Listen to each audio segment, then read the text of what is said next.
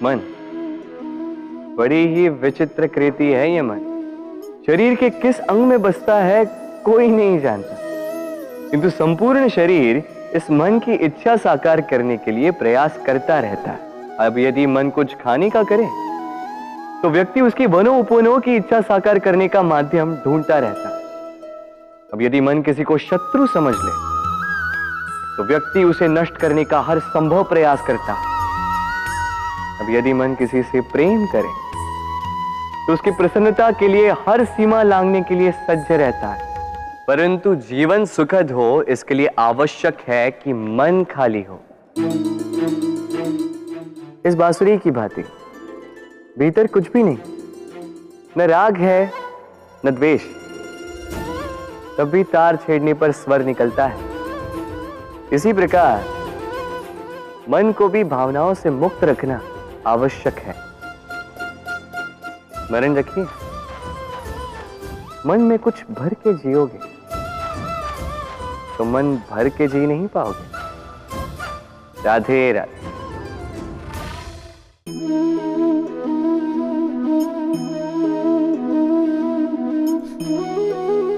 कितना सुंदर प्रतिबिंब है। इसका कारण क्या है? मेरा रूप सुंदर है या ये जल स्वच्छ है? नहीं, ये जल स्थिर है, शांत है।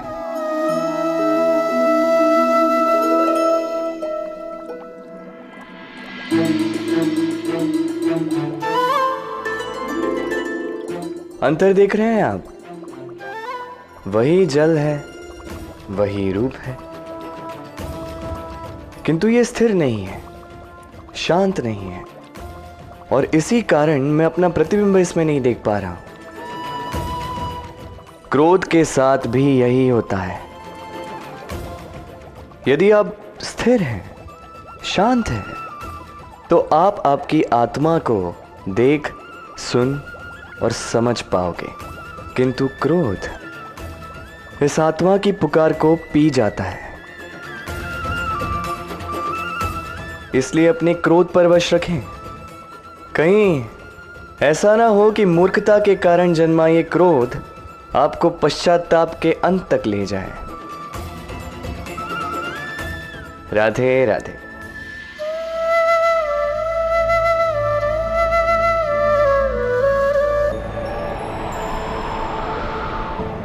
एक पिता के लिए उसकी संतान उसका गर्व है, उसका अहंकार है, और संतान के लिए उसके पिता उसका आदर्श, उसकी प्रेरणा।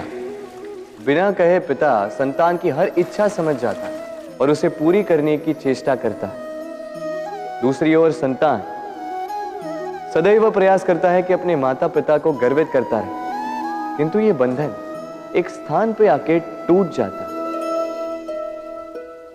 तब जब संतान स्वयं की इच्छा से अपना जीवन साथी चुनना चाहे। क्यों? कारण है संवाद की कमी। जब बात आती है संतान के विवाह की तो माता पिता सोचते हैं कि इसमें संतान से क्या पूछना, हम उसके लिए कुछ अनुचित तो चाहेंगे नहीं। और संतान का यह मानना होता है कि उसका भविष्य चुनना उसका अधिकार है। दोनों आपस में दुखी रहते हैं, किंतु बात कोई नहीं करता। होना यह चाहिए कि माता पिता को उसी स्नेह के साथ संतान की इच्छा समझ लेनी चाहिए और संतान को उसी विश्वास के साथ माता पिता को विश्वास में ले लेना चाहिए। एक बार संवाद करके देखिए, वर्तमान और भविष्य दोनों ठीक हो जाएंगे और मन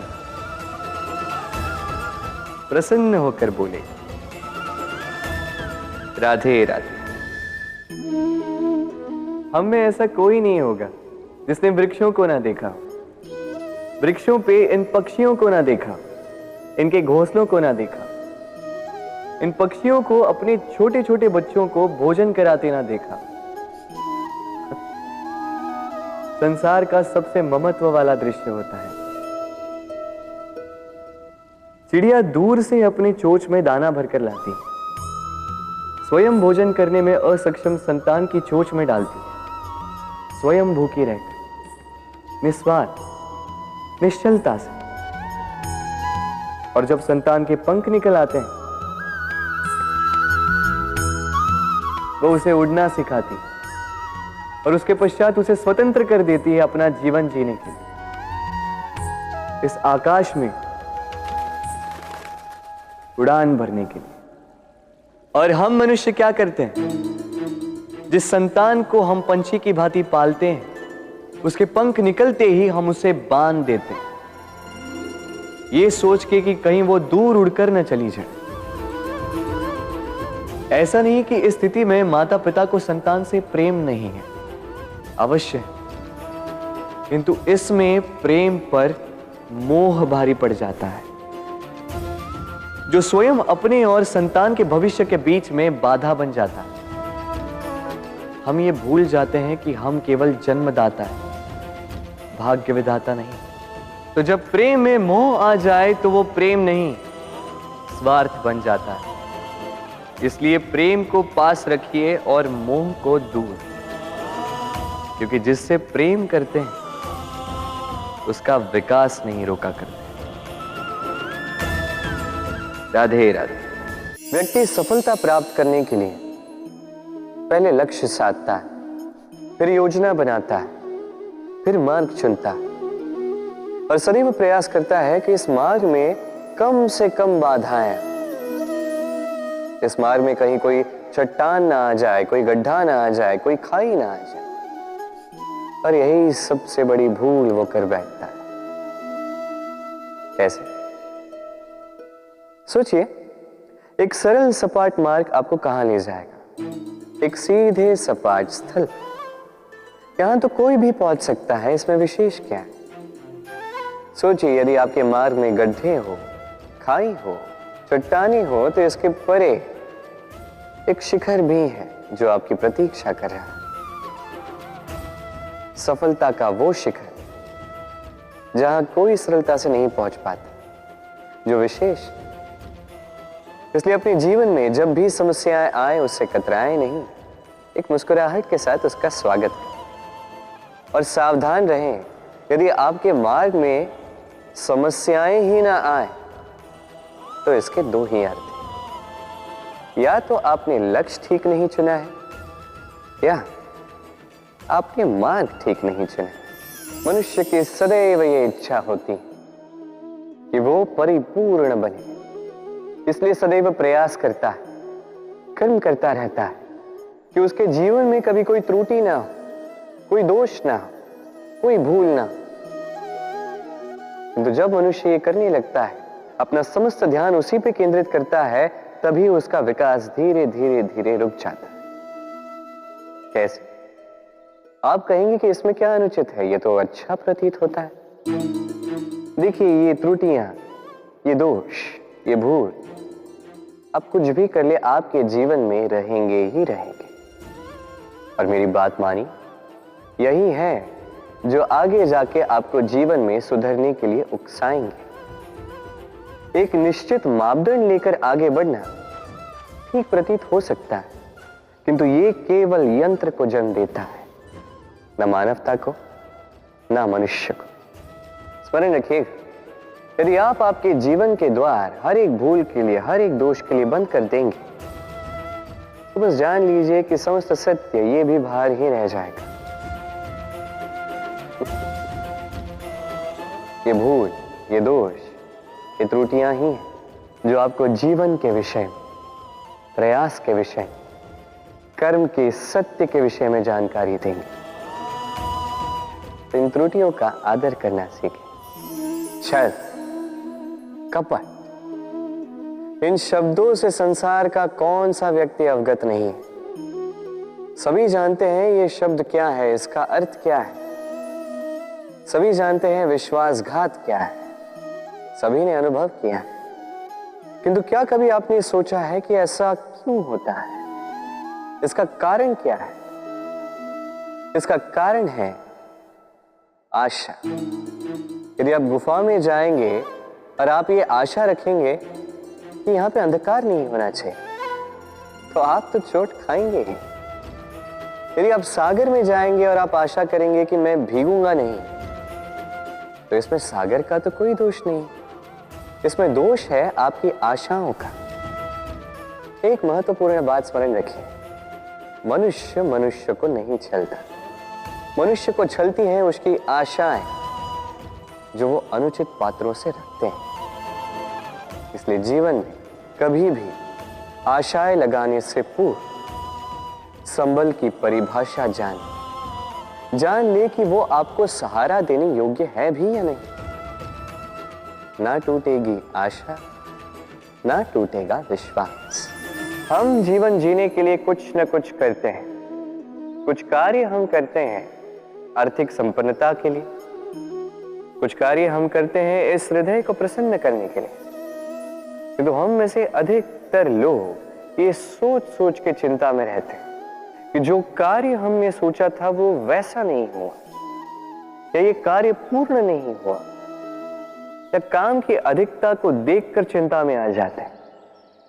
अब ये चिंता जो है ये दुख को आमंत्रित करती है, और ये दुख पल पल हमें मार देता है। तो सोचिए, क्या ये सच है?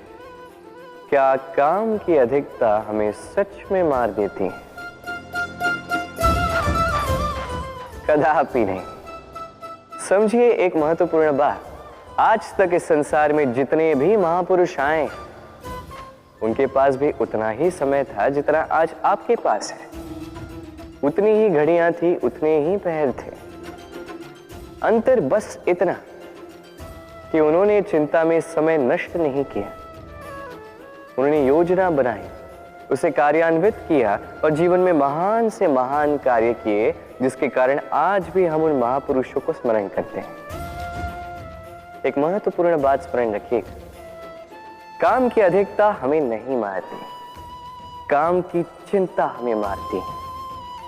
तो इस चिंता को कहीं त्याग दीजिए और निरंतर प्रयास कीजिए, योजनाबद्ध बन जाइए और जीवन में केवल आगे बढ़िए, आनंद ही आनंद होगा। कई बार हम जीवन में निराश हो जाते हैं ये सोच के कि निरंतर प्रयास करने के पश्चात भी हमें हमारा लक्ष्य नहीं मिला।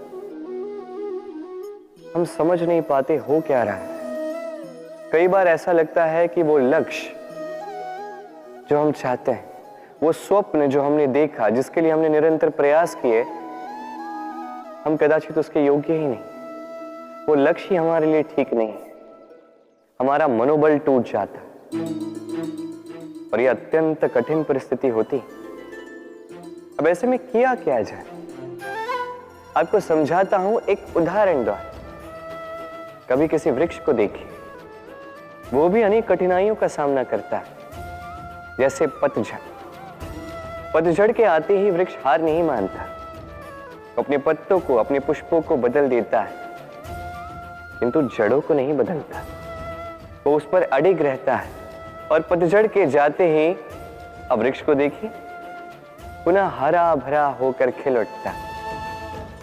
इसी प्रकार आप भी जीवन में निरंतर प्रयास करते रहे, फिर भी यदि आपको सफलता नहीं मिलती है तो अपना मार्ग बदलिए, किंतु आगे बढ़ते रहे, निरंतर प्रयास करते रहे।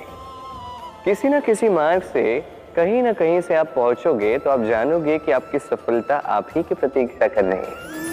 आपने मनु के विषय में तो सुना ही होगा, उसे एक अवसर दिया गया, या तो वो अपने पतवार की रक्षा करे या इस सृष्टि को आने वाले प्रलय से बचाने के लिए नौका का निर्माण करे।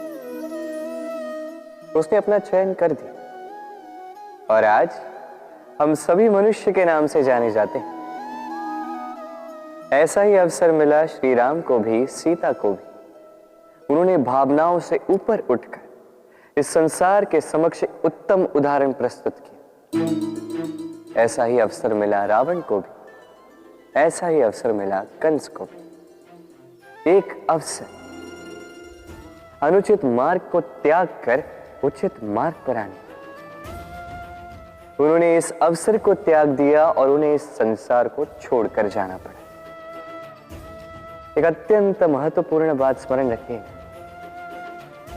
अवसर, ये शब्द जितना छोटा है, ये जीवन में आता भी उतने कम समय के लिए। अब इस अवसर का आप क्या करते हैं? इसका लाभ उठाकर अपने नाम को प्रकाशित करते हैं, इस संसार में, इतिहास में स्वयं को अमर करते हैं, या असफलता का उदाहरण बनते हैं, निर्णय आपका।